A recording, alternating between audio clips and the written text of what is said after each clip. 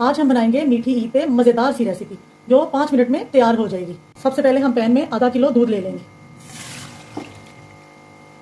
दूध को एक बॉयल आ गया, इसमें हम पैकेट वाली खीर शामिल करेंगे और चमचा हमने अच्छी तरह से हिलाना है ताकि फुटकियां ना बन जाए। इसमें हम 4 चम्मच मिल्क पाउडर शामिल करेंगे ताकि ये गाढ़ा हो जाए।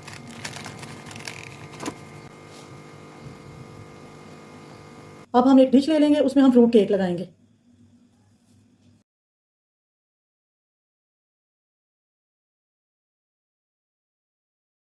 अब जो हमने खीर बनाई है वो गाढ़ी हो गई है और ठंडी हो गई है।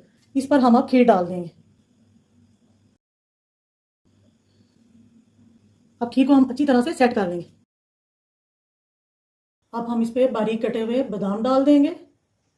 हमारी मीठी ईद की मीठी सी रेसिपी रेडी हो गई है। ये बहुत झटपट रेसिपी है और बहुत टेस्टी बनती है।